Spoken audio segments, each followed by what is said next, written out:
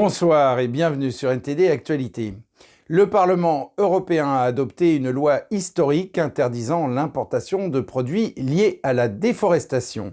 Les entreprises devront prouver que leurs produits n'ont pas été cultivés sur des terres déboisées après 2020 ou risqueront des amendes. Les pays exportateurs d'huile de palme tels que l'Indonésie et la Malaisie ont exprimé leur opposition. Hier, le Parlement européen a approuvé une loi historique sur la déforestation. Celle-ci vise à interdire l'importation dans l'UE de café, de bœuf, de soja et d'autres produits de base s'ils sont liés à la destruction des forêts de la planète. En vertu de cette loi, les entreprises qui vendent des produits dans l'Union européenne devront produire une déclaration de diligence raisonnable et des informations vérifiables prouvant que leurs produits n'ont pas été cultivés sur des terres déboisées après 2020, sous peine de se voir infliger de lourdes amendes. Ces règles visent à éliminer la déforestation des chaînes d'approvisionnement d'une série d'articles de consommation courante vendus en Europe. Elles s'appliqueront au soja, au bœuf, à l'huile de palme, au bois, au cacao, au café, au caoutchouc, au charbon de bois et aux produits dérivés, notamment le cuir, le chocolat et les meubles.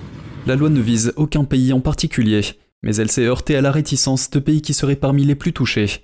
L'Indonésie et la Malaisie, les plus grands exportateurs d'huile de palme au monde, ont accusé l'UE de bloquer l'accès au marché à leur huile de palme. L'UE est le troisième importateur mondial de l'huile de palme. En raison de la loi, la Malaisie a déclaré qu'elle pourrait cesser d'exporter de l'huile de palme vers l'UE, tandis que les petits exploitants d'huile de palme avertissent qu'ils ne peuvent pas se conformer à ces exigences de prouver quand et où les marchandises ont été produites, en utilisant des données de géolocalisation précises. Le Parlement européen a approuvé à une large majorité la loi qui avait été convenue par les négociateurs de l'UE l'année dernière. Afin d'entrer en vigueur, la loi doit être formellement approuvée par les États membres de l'UE, un processus qui passe généralement par des accords préétablis sur les lois. Les grandes entreprises auront alors 18 mois pour s'y conformer, et les petites entreprises 24 mois. Les entreprises qui ne respectent pas les règles pourraient se voir infliger des amendes allant jusqu'à 4% de leur chiffre d'affaires dans un État membre de l'UE. Les pays de l'UE effectueront des contrôles de conformité pour faire respecter les règles. L'Ukraine a déclaré mercredi que les inspections de navires reprenaient dans le cadre d'un accord négocié par l'ONU sur l'exportation en toute sécurité de céréales à partir des ports ukrainiens situés sur la mer Noire. Mais cet accord risque de ne pas être prolongé en mai. Entre-temps, la Pologne a accepté de lever l'interdiction de transit des céréales et autres produits alimentaires ukrainiens. Varsovie craignait que les produits n'inondent le marché polonais et ne fassent chuter les prix. L'Ukraine a conclu un accord avec la Pologne pour lever l'interdiction de transit de ses exportations de céréales. L'accord a été conclu mardi après 2 jours de négociations. La Pologne, la Hongrie et la Slovaquie ont imposé des interdictions d'importation pour protéger leurs agriculteurs face à l'afflux de produits bon marché. Varsovie a également interdit le transit des céréales ukrainiennes vers d'autres marchés. Mais le ministre polonais de l'Agriculture, Robert Telus, a déclaré que cette restriction allait être levée. Je dois vous dire à tous que je suis très heureux parce que nous avons réussi à mettre au point des mécanismes qui garantiront qu'aucune tonne de céréales ne restera en Pologne, que les cargaisons seront transportées à travers la Pologne, et c'est peut-être l'information la plus importante pour nous.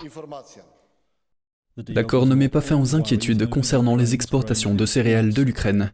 Un pacte autorisant les expéditions via la mer Noire doit expirer le 18 mai, et il n'est pas certain qu'il puisse être prolongé. Moscou affirme qu'un accord distinct visant à faciliter ses propres exportations de produits agricoles et d'engrais n'est pas respecté. Le ministre russe des Affaires étrangères, Sergei Lavrov, se rendra à New York la semaine prochaine pour s'entretenir de la question avec le secrétaire général des Nations Unies. Mardi soir, le porte-parole de l'ONU, Stéphane Dujarric, a déclaré que les enjeux étaient importants. Il y a beaucoup de gens dans le monde qui dépendent de la nourriture et des céréales qui sont exportées, qui dépendent des engrais. Et même s'ils ne dépendent pas exactement de ces céréales et de ces engrais, ils dépendent du fait que le prix mondial de la nourriture et des engrais n'augmente pas.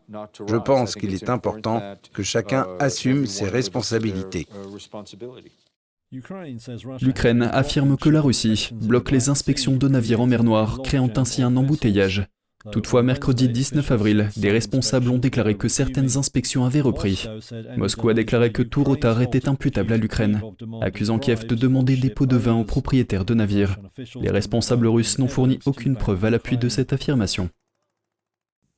Et au Royaume-Uni, le Centre national de cybersécurité a publié un avis de menace officiel à l'intention des opérateurs des réseaux d'électricité, d'eau et d'autres systèmes critiques du pays, leur demandant de renforcer leur défense. Un ministre met en garde contre le fait que des pirates informatiques sympathisants de la Russie s'en prennent de plus en plus à l'infrastructure essentielle du pays. Oliver Dowden, ministre du bureau du cabinet, a averti que les pirates informatiques russes cherchaient à perturber ou détruire les infrastructures critiques de la Grande-Bretagne. Au cours des 18 derniers mois, le Centre national de cybersécurité a constaté la montée en puissance de plusieurs groupes russes favorables à l'invasion de l'Ukraine par Poutine. Il s'agit de menaces émanant d'États marginaux, l'équivalent cybernétique du groupe Wagner, et au départ, ces groupes concentrent leurs attaques sur l'Ukraine et la région environnante. Mais récemment, ils ont commencé à s'intéresser au Royaume-Uni et à ses alliés. Ils cherchent maintenant à compromettre nos infrastructures nationales critiques. Il a indiqué que le centre publiait un avis de menace officiel à l'intention des exploitants d'infrastructures nationales essentielles, leur demandant de renforcer leur défense. M. Dowden a déclaré que les tentatives d'attaque étaient différentes de celles qui ont eu lieu dans le passé. Premièrement, ces adversaires ont des motivations idéologiques plutôt que financières. Deuxièmement, bien que ces auteurs soient alignés sur des acteurs nationaux, ils ne sont souvent pas contrôlés par ces États étrangers, ce qui les rend plus opportunistes et moins susceptibles de faire preuve de retenue. Lindy Cameron, directrice du Centre national de cybersécurité, a également souligné qu'il fallait faire davantage pour protéger le Royaume-Uni des menaces posées par les cybergroupes alignés sur la Russie. Si le Royaume-Uni veut être l'endroit le plus sûr pour vivre et travailler en ligne, la résilience doit être placée d'urgence en tête de notre liste d'investissements. Nous ne pouvons donc pas nous contenter d'espérer que tout ira bien. Nous devons également être résistants face à toutes les menaces, qu'elles proviennent d'États-nations ou de cybercriminels. Cameron a également mis en garde contre la montée en puissance spectaculaire de la Chine en tant que superpuissance technologique. Elle a repris les termes de la récente révision intégrée du gouvernement, évoquant le défi décisif pour l'époque que la Chine pose à l'Occident. En un peu plus d'un an, la police chinoise a forcé 230 000 ressortissants chinois vivant à l'étranger à rentrer en Chine. C'est ce que révèle un rapport de Safeguard Defenders, une organisation de défense des droits de l'homme qui surveille les disparitions en Chine. Quant à elle, les autorités chinoises affirment avoir persuadé les ressortissants de rentrer en Chine volontairement. Mais y a-t-il d'autres choses qui se passent en coulisses ? Un diplomate chinois de haut rang qui a fait défection nous en dit plus. Les méthodes utilisées pour cette soi-disant persuasion consistent notamment à refuser à leurs enfants en Chine le droit à l'éducation et à punir leurs proches en Chine qui ne coopèrent pas avec la police. Chen Yonglin est un ancien diplomate de haut rang au consulat de Chine à Sydney. Il affirme que le Parti communiste chinois utilise souvent ces méthodes au nom de la lutte contre la corruption. Chen a fait défection en Australie en 2005. Le raisonnement de la lutte contre la corruption semble justifié. Les pays occidentaux ne veulent pas que ces fonctionnaires chinois corrompus causent des problèmes ou de l'instabilité dans leurs relations avec la Chine. Certains petits pays ont en fait succombé. Pour les petits pays d'Asie, d'Afrique, d'Amérique latine et les pays insulaires du Pacifique, il est très facile pour le PCC d'enlever des ressortissants chinois. Chen ajoute que certains membres du personnel des ambassades chinoises sont en fait des officiers de police. Ils affirment qu'ils cachent leur véritable identité afin d'accomplir des tâches spéciales à l'étranger. Si la Chine tente d'envoyer des agents de sécurité publique aux États-Unis, au Royaume-Uni ou en Australie, ces pays ne les accepteront pas. Ils peuvent surveiller leurs activités et même ne pas leur délivrer de visa. Mais s'ils restent dans les ambassades, les autres pays ne peuvent pas les contrôler. Ils peuvent traquer des cibles étrangères, voire les kidnapper et les assassiner. Ils peuvent menacer les membres de leur famille et créer toutes sortes d'accidents. Selon Chen, l'un des exemples les plus célèbres est l'enlèvement de Gui Minhei. Gui est un citoyen suédois. Il a été enlevé en Thaïlande en 2020 après avoir publié des livres critiques à l'égard des dirigeants chinois. Il est aujourd'hui détenu en Chine. La ministre allemande des Affaires étrangères Annalena Baerbock qualifie son récent voyage en Chine de plus que choquant. Elle affirme que le régime devient de plus en plus agressif et répressif. On l'écoute. La Chine est de plus en plus offensive, on pourrait aussi dire agressive vis-à-vis de l'extérieur, mais surtout de plus en plus répressive vis-à-vis de l'intérieur. Si vous avez des questions à ce sujet, nous avons beaucoup de choses à vous raconter. Certaines informations sont vraiment plus que choquantes. Baerbock n'a pas donné plus de détails. En ce qui concerne le commerce, elle a déclaré que Pékin était désormais davantage un rival systémique qu'un partenaire ou un concurrent. L'Allemagne cherche toujours à travailler avec la Chine, mais elle a souligné qu'elle ne répéterait pas les erreurs du passé. L'une des idées qu'elle rejette désormais est celle du changement par le commerce, qui consiste à penser que l'Occident peut transformer les dictatures par le biais du commerce. Lors de sa visite à Pékin la semaine dernière, Baerbock a prévenu que toute tentative de la Chine de prendre le contrôle de Taïwan serait inacceptable. Pékin a demandé à Berlin de soutenir ce qu'elle appelle la réunification de Taïwan. Le régime communiste affirme que Taïwan gouvernait démocratiquement et son propre territoire et a menacé de s'emparer de l'île par la force. Et un artiste photo média allemand a fait la une des journaux. Son image générée par l'intelligence artificielle lui a permis de remporter un important prix de photographie. Pourtant, une fois sur le podium, le photographe a refusé sa récompense. Voyons pourquoi. Boris Eldagsen a créé cette image en utilisant l'intelligence artificielle. Il l'a testée en la présentant au Sony World Photography Awards. Je voulais voir si les concours étaient préparés à recevoir des images d'IA, ce qui n'est pas le cas. En mars, Eldagsen a appris qu'il était le lauréat du concours ouvert catégorie créative. Il a contacté les organisateurs du concours et les a informés de la nature de son image. On m'a promis que je recevrais bientôt les questions. J'ai attendu 20 jours. Rien.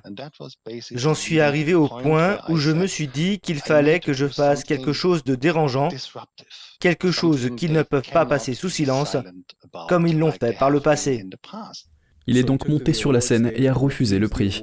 L'organisation a répondu que le jury savait qu'il s'agissait d'une image d'IA, mais a ajouté avoir mis fin à la conversation car Eldagsen l'avait délibérément induite en erreur. Mais pour Eldagsen, le prix a manqué une étape importante. Il n'a ni confirmé que les créations d'IA pouvaient gagner, ni les a rejetées. Il est très important qu'il soit conscient qu'il y aura de plus en plus d'images générées par l'IA dans les concours photos et qu'il ne faut pas les confondre. Ce sont deux choses différentes. Elles se ressemblent, mais elles ne devraient pas être dans la même catégorie. Eldagsen estime que ce que l'IA apporte à l'humanité est imprévisible, voire inarrêtable. Il estime également que cette technologie présente des risques pour la société, en particulier dans le domaine du journalisme. Bien sûr, le journalisme n'a pas besoin d'IA. Il faut que ce soit authentique, parce que nous avons besoin d'une base authentique de faits dont nous pourrions parler et trouver des points de vue différents et un compromis dans une démocratie. Eldagsen estime que la vérification des faits reste essentielle, même si cela peut prendre du temps et coûter cher. Nous devons investir dans ce domaine, parce que si nous ne le faisons pas, la démocratie est vouée à l'échec. Nous serons manipulés par quiconque le souhaite. Eldagsen espère qu'à l'avenir, il y aura une distinction pour les photographies d'IA, en utilisant par exemple des termes spécifiques pour indiquer leurs différences. Et pour terminer, rendons-nous à l'intérieur du plus vieil hôpital de Grande-Bretagne où se cache un escalier majestueux orné de peintures d'un artiste anglais. L'œuvre d'art est en cours de rénovation pour le 900e anniversaire de l'hôpital. Une fois les travaux terminés, ce joyau historique sera ouvert au grand public pour la première fois de son histoire. Un reportage de Jen Werrell de NTD. L'hôpital Saint-Bartholomew aura bientôt 900 ans. À l'intérieur d'une aile se trouve une cage d'escalier dont presque personne ne connaît l'existence. Elle est en train d'être rénovée. William Hogarth a peint 2 œuvres dans cette cage d'escalier dans les années 1730. William Hogarth est né dans la région à Bartholomew, à 2 pas de l'hôpital lorsque le bâtiment était sur le point d'être achevé. Il a appris que les gouverneurs de l'hôpital allaient confier la peinture de l'escalier à un Italien, Jacopo Amigoni. Hogarth a insisté pour que ce projet soit réalisé par un artiste local et il a offert ses services gratuitement. On lui a demandé de décorer l'escalier. C'est alors qu'il a commencé à réfléchir au sujet à choisir. Il a donc choisi ce qu'il appelait des histoires bibliques, des histoires tirées du Nouveau Testament, et il a travaillé très dur pour s'assurer qu'elles étaient adaptées à l'hôpital. Le tableau derrière nous, la grande toile, c'est le Christ à la piscine de Bethesda. Jésus arrive donc à cette piscine de guérison à l'extérieur de Jérusalem, où lorsque l'ange est descendu et a fait onduler l'eau, s'il y entrait rapidement, vous seriez guéris. Jésus est à la tête d'une procession d'innocents affligés de maladies et de maux qui espèrent être guéris à la piscine. Au premier plan se trouve l'homme paralysé que le Christ rencontre et à qui il demande « Ne veux-tu pas être guéri ?» L'homme répond « Je n'ai personne pour me porter dans la piscine. » Le Christ lui dit « Prends ton lit et marche » et l'homme est guéri. C'est ce qui se passe dans la partie centrale. Puis à l'extrême droite, nous avons la femme riche qui tente de sauter la file d'attente et de passer avant les nécessiteux méritants. Hogarth insère donc un peu de morale dans le tableau. L'autre tableau représente le bon samaritain. C'est une histoire que Jésus a utilisée pour illustrer l'idée d'aimer son prochain. Elle raconte l'histoire d'un voyageur israélite qui est attaqué par des bandits. Il est volé, dépouillé, laissé pour mort sur le bord de la route, alors que le prêtre et l'enseignant religieux qui se trouvent à l'arrière-plan sont passés à côté de lui sans l'aider, malgré toutes leurs qualifications pour le faire. C'est seulement le Samaritain, son ennemi mortel, qui lui vient en aide. On le voit ici verser du vinaigre sur sa blessure. On voit la main droite de l'homme blessé se crisper lorsque le vinaigre entre sur sa blessure. Et puis son chien, qui a subi une méchante entaille en essayant de le protéger, s'en est allé. C'est donc, je suppose, l'hôpital en activité. C'est ce que faisait l'hôpital, l'homme guérissant l'homme. En haut de l'escalier se trouve le grand hall où les noms des donateurs de l'hôpital sont inscrits sur le mur, datant des années 1500 aux années 1900. Patrick Batty, expert en peinture historique, teste la couleur qui conviendrait le mieux au mur. On m'a demandé de fabriquer une couleur qui corresponde ou soit assez proche de la couleur d'origine, que nous pensons être une couleur olive des années 1730. Ce que je fais, c'est que j'applique cette couleur d'un côté de l'un de ces panneaux nettoyés et de l'autre côté de ce même panneau, j'applique une couleur qui est en quelque sorte une version nettoyée de la couleur existante, une couleur qui, pour autant que nous le sachions, est utilisée depuis peut-être 100 ans. À l'issue de cet essai, mes clients seront donc en mesure de décider s'ils souhaitent ou non conserver la couleur existante, voire repousser les limites et revenir à l'original ou à quelque chose qui s'en rapproche. Ils espèrent que la beauté de l'art jouera un rôle dans le rétablissement et la réflexion des gens. Lorsque nous étions en pleine pandémie, nous avons commencé à ouvrir le bâtiment au personnel pour la première fois. Les employés étaient très reconnaissants car ils avaient besoin de s'échapper de l'environnement très clinique. Ils travaillaient sous haute pression pour se rendre dans ces beaux espaces et ils pouvaient se détendre et réfléchir. Nous sommes très intéressés par le pouvoir des espaces, de l'art et de l'architecture pour faciliter le rétablissement et permettre aux gens d'échapper à la pression et au stress du monde hospitalier. Une fois les travaux de rénovation terminés, l'espace devrait être ouvert au public pour la première fois. Jane Worrell, NTD Actualité, Londres. Et c'est la fin de ce journal. Merci de l'avoir suivi. Vous pouvez suivre tous les programmes de NTD sur Ganjing World, la plateforme 100% propre, en tapant www.ganjing.com/fr-fr ou en cliquant sur le lien qui se trouve sous la vidéo. Quant à nous, on se retrouve demain à 20 h pour une nouvelle édition et d'ici là, je vous souhaite à toutes et à tous et au nom de toute l'équipe, une excellente soirée sur NTD.